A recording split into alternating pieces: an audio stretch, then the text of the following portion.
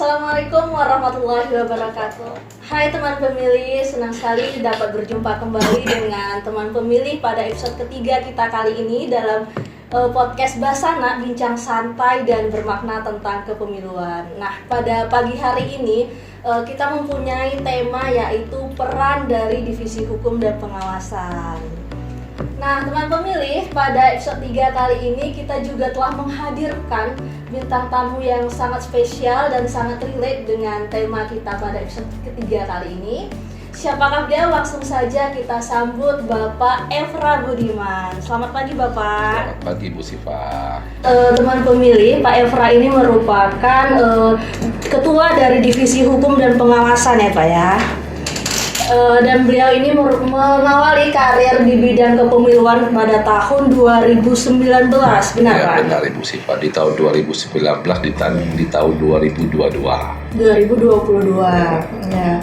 Dan alhamdulillah pada tahun 2023 terpilih sebagai anggota KPU Kabupaten Mukomuko ya Pak. Benar ya? Ibu Siva. Jadi di tahun 2019 itu saya menjadi Panwascam di Kecamatan Kota Mukomuko. Dan alhamdulillah di tahun 2022 saya terpilih lagi menjadi Ketua Panwascam Kecamatan Kota Mukomuko. Dan alhamdulillah lagi Bu Siva, di tahun 2023 saya terpilih menjadi anggota KPU Kabupaten Mukomuko. Jadi dari pengawasan pindah ke KPU. Berarti mengawali karir di bidang kepemiluan itu sejak 2019 ya Pak ya? Tapi dari tingkat kecamatan. Tingkat kecamatan ya Pak ya, menjadi anggota, lalu 2022 sebagai ketua Panwas di Kecamatan Kota Mukomuko ya Pak ya. Dan 2023 terpilih menjadi anggota KPU. Baik nih Pak, sebagai Ketua Divisi Hukum dan Pengawasan nih Pak di KPU Kabupaten Mukomuko, boleh nih dijelaskan Pak kepada teman pemilih apa sih peran dari Divisi Hukum dan Pengawasan itu sendiri Pak? Banyak Ibu Siva kalau kita pikir terkait masalah tugas Divisi Hukum dan Pengawasan Ibu Siva. Jadi kalau sesuai dengan aturan itu berdasarkan PKPU nomor 8 di tahun 2019. Ya, yang pertama penyusunan rancangan keputusan KPU Kabupaten dan Kota itu terus telah hukum dan advokasi hukum, ya, terus dokumentasi dan publikasi hukum, ya, pengawasan dan pengadilan hukum, penyelesaian sengketa hukum. Yang terakhir itu penanganan pelanggaran administrasi kode etik dan yang dilakukan oleh PPK, PPS dan KPPS. Baik, ternyata Divisi Hukum dan Pengawasan ini mempunyai peran yang sangat kompleks dan strategis ya Pak ya. Nah, menurut Bapak sendiri nih, tantangan yang lebih berat yang mana nih Pak antara pemilu dan pilkada Pak? Kalau dikatakan berat Ibu Siva, hampir semuanya berat. Cuman jenis pekerjaannya aja yang lebih banyak di pemilu. Karena di pemilu itu kita memiliki 5 kertas suara. Ya, jadi 5 pemilihan jatuhnya Bu Siva. Ya, 5 pemilihan ya Pak. 5 pemilihan, jadi anggota DPR Kabupaten, DPR Provinsi, DPR RI, DPD, dan Presiden. Jadi kalau untuk pilkada kan cuma kepala daerah, ya bupati, wakil bupati, gubernur, dan wakil gubernur. Itu aja Ibu Siva perbedaannya. Jumlah calonnya lebih banyak di pemilu ya Pak ya. Ibu Siva. Baik nih Pak, berdasarkan penjelasan Bapak tadi bahwasannya peran dari Divisi Hukum dan Pengawasan sebagaimana termaktub dalam PKPU nomor 8 tahun 2019 ya Pak ya. Nah, itu salah satunya ada terkait penyusunan rancangan keputusan KPU Kabupaten atau Kota. Ya. Nah, itu apa aja tuh Pak keputusan yang diterbitkan Pak? Jadi Bu Siva, setiap keputusan diberikan oleh KPU Kabupaten Kota itu maksudnya ke Divisi Hukum dan Pengawasan. Salah satunya contoh keputusan merekrut badan ad hoc. Jadi penetapan dari hasil rekrutan badan ad hoc seperti PPK, PPS, penetapan DCT, ya, daftar calon tetap, daftar calon sementara, DPT, daftar pemilih tetap, daftar pemilih tambahan, sampai terakhir itu penetapan calon DPR. Baik, banyak ya Pak ya keputusan yang telah diterbitkan oleh Divisi Hukum dan Pengawasan ini ya Pak ya. Lumayan. Iya, dari setiap tahapan artinya kontribusi dari Divisi Hukum dan Pengawasan ini ikut ya Pak ya. Ya, karena divisi hukum itu ya sesuai dengan hukum dan pengawasan. Jadi seluruh kegiatan dilakukan oleh rekan-rekan divisi lain itu ya kita melekat sebagai pengawasannya. Baik, luar biasa sekali. Nah ini Pak, kalau misalnya nih ada teman pemilih di luar sana yang ingin mengetahui atau ingin mengakses keputusan-keputusan yang telah diterbitkan oleh Divisi Hukum dan Pengawasan, itu bisa diakses di mana Pak? Ya itu bisa rekan-rekan sekalian bisa buka laman JDIH ya Ibu Siva. JDIH ya Pak ya? Ya. Apa itu JDIH Pak? JDIH itu Jaringan Dokumentasi dan Informasi Hukum. Bu Siva, itu di setiap KPU Kabupaten Kota itu semuanya mempunyai JDIH. Baik, berarti bisa diakses di laman JDIH ya Pak? jdih.kpu.go.id ya Pak ya? Jadi rekan-rekan bisa mengakses di laman JDIH. Ya, lengkap di sana Lengkap. ya Pak ya? Produk-produk hukum Produk dari hukum ada, KPRI. penetapan kita ada, Iya, di sana lengkap. penetapan. Baik, terkait ini nih Pak, kan tugas hukum dan Divisi Hukum dan Pengawasan ya Pak ya. Nah, dari tugas pengawasan itu sendiri nih, apa nih bentuk pengawasan internal Pak yang dilakukan oleh Divisi Hukum dan Pengawasan? Jadi untuk terkait pengawasan internal di Bu Siva, kita itu ada nama aplikasi SPIP. SPIP, apa itu SPIP Pak? SPIP itu Sistem Pengendalian Internet Pemerintah. Baik. Jadi SPIP ini dibentuk oleh KPU RI secara berjenjang. Ya di sana lengkap Ibu Siva, mulai dari evaluasi kinerja rekan-rekan sekalian, data inventaris kantor seperti laptop, mobiler, komputer, itu aset-aset BUMN ada semua di sana itu ya ada Pak? semua di laman SPIP.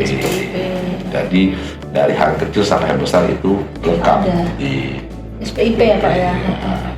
Artinya semua dari pengawasan internal itu bisa dicek di SPIP ya Pak ya? SPIP terkait kinerja rekan-rekan sekalian itu juga di SPIP. SPIP. Jadi pihak Divisi Hukum dan pengawas secara pengawasan selalu mengawasi rekan-rekan di KPU kabupaten masing-masing.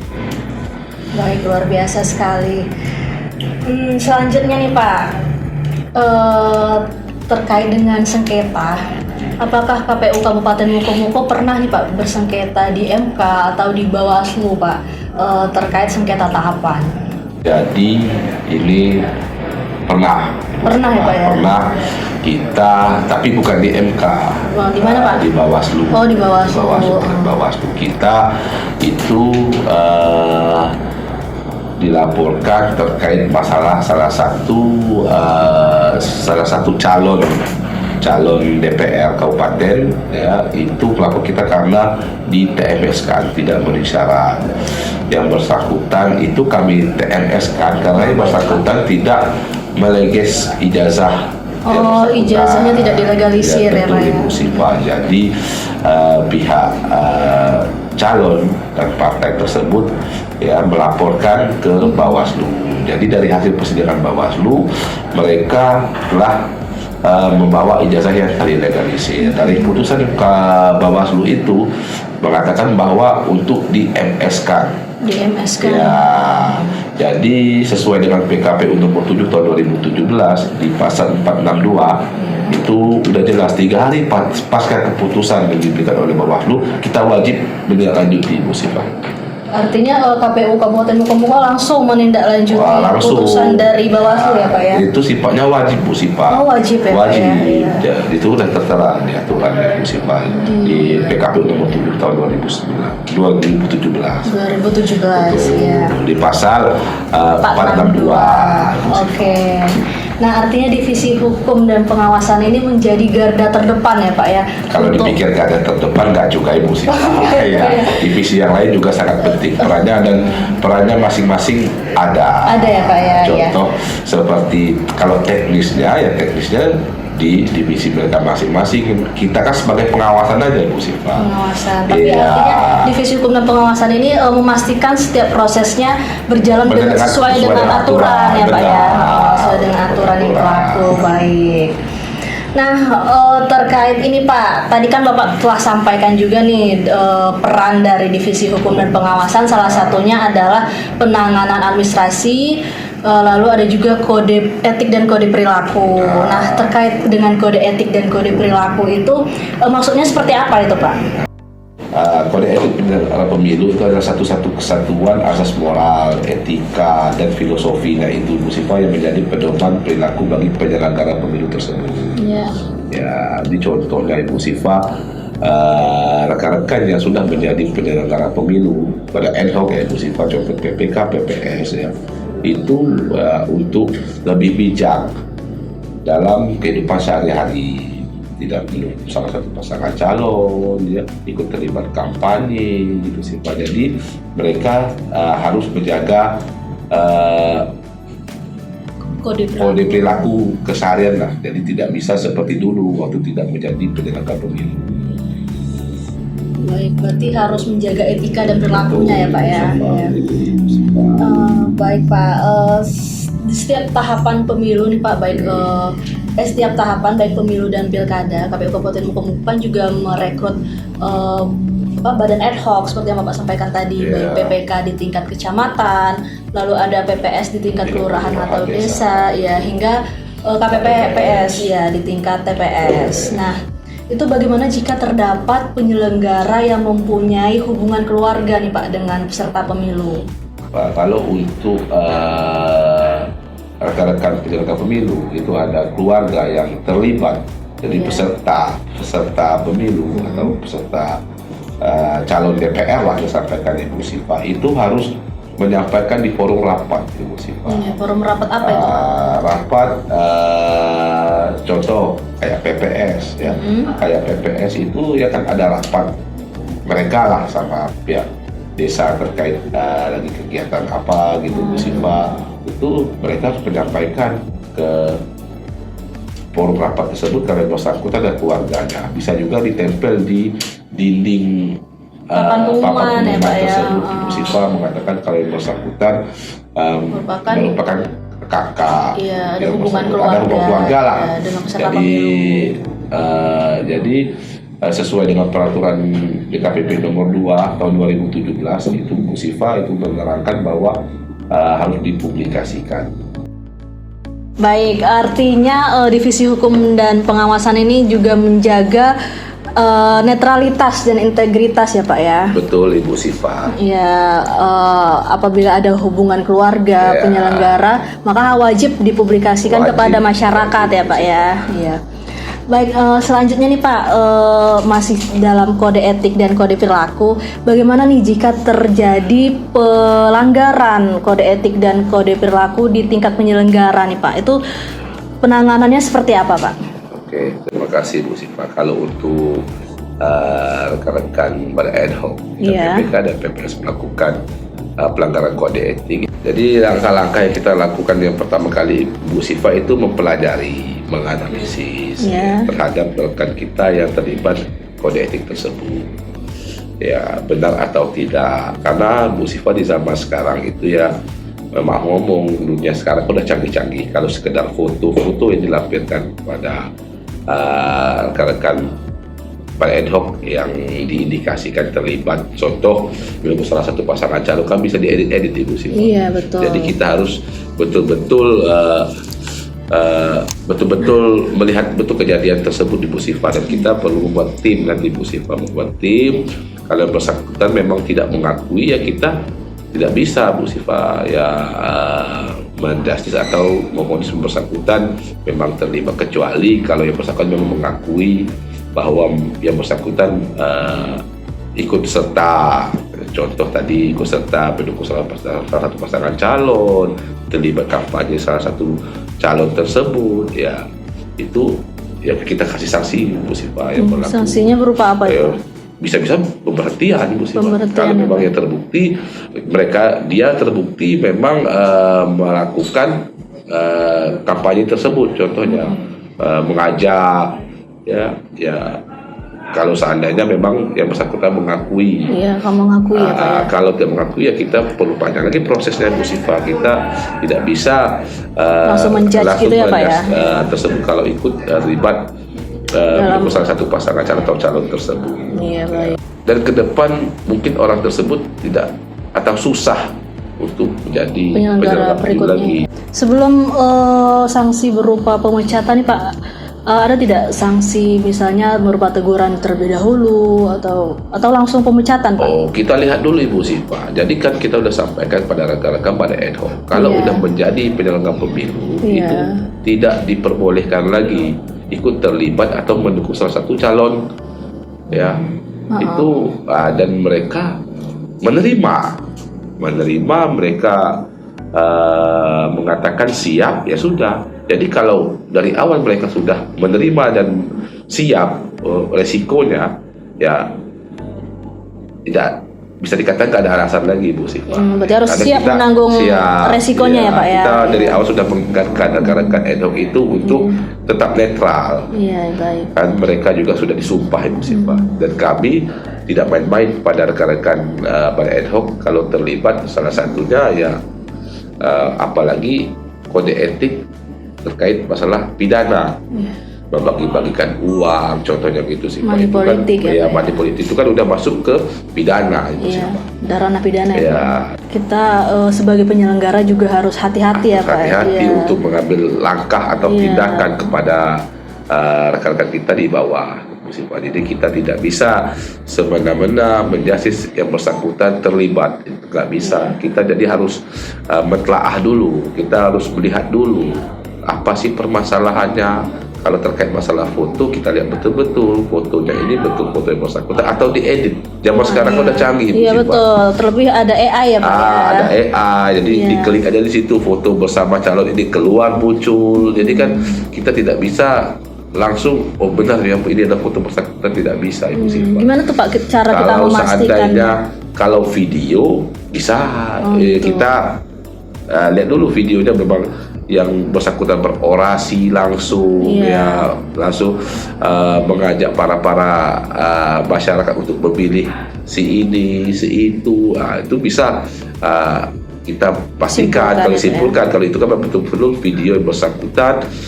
Saya tekankan pada rekan-rekan ad hoc itu selalu jaga etika itu, jaga etika. Kalau kita memang walaupun menjadi penyelenggara pemilu, kita memang punya hak pilih. Cuma hak pilih yang kita memiliki, kita punya itu cukuplah kita yang mengetahui. Sesuai dengan azas pemilu ya Pak ya, lo berjurdil. Adil, jujur. Iya. Baik nih Pak, terakhir nih Pak. Sebelum closing, apa nih harapan Bapak kepada teman pemilih di luar sana dan juga kepada penyelenggara setelah tahapan pemilu dan pilkada tahun 2024 selesai? Boleh Pak dijelaskan apa harapan Bapak dalam pemilu berikutnya? Ya, ini pesan. Ya, harapan dan pesan. Harapan dan pesan untuk rekan-rekan ad hoc ke depan dan untuk masyarakat Kabupaten Bengkulu khususnya Ibu Siva. Jadi harapan saya ke depannya untuk masyarakat Kabupaten Bengkulu khususnya itu jangan sampai untuk golput, yang gunakan hak pilih bapak-bapak dan ibu-ibu, satu suara menentukan nasib Kabupaten Bengkulu. Itu untuk masyarakat. Jadi untuk pada ad hoc ke depannya saya sampaikan lagi, ya jaga etika. Kalau menjadi penyelenggara pemilu, ya jaga etika, jangan terlibat mendukung salah satu pasangan calon, ya. Selalu terus semangat belajar, jangan pernah mengeluh, karena menjadi penyelenggara pemilu itu 24 jam bekerjanya ya Pak ya, 24 jam. 24 jam. Jadi jam berapapun asal dibutuhkan ya harus siap ya Pak ya. Ya. Baik. Itu saja sih pesannya sih Pak. kepada teman pemilih artinya jangan golput ya Pak ya. Ya kepada penyelenggara juga harus menjaga netralitasnya sebagai penyelenggara pemilu dan pilkada ya Pak ya. Baik, luar biasa sekali nih teman pemilih informasi yang diberikan oleh Ketua Divisi Hukum dan Pengawasan Bapak Efra Budiman. Terima kasih ya Pak ya telah menyempatkan hadir di dalam podcast Basana di sela-sela waktu sibuk Bapak nih. Sibuk banget ini. Sibuk banget ya Pak ya. Ya, kami sangat mengucapkan terima kasih kepada Bapak Efra Budiman yang berkenan hadir dalam YouTube KPU Kabupaten Mukomuko dan dalam episode 3 podcast Basana Bincang Santai Bermakna tentang kepemiluan. Nah, kepada teman pemilih, terima kasih juga telah setia menemani kami dalam podcast kali ini dan juga jangan lupa untuk tetap follow Instagram KPU Kabupaten Mukomuko, Facebook dan juga Twitter. Juga jangan lupa subscribe, komen dan like ya YouTube KPU Kabupaten Mukomuko. Baik teman pemilih, demikianlah podcast episode ketiga kita kali ini. Terima kasih dan sampai jumpa. Salam KPU melayani.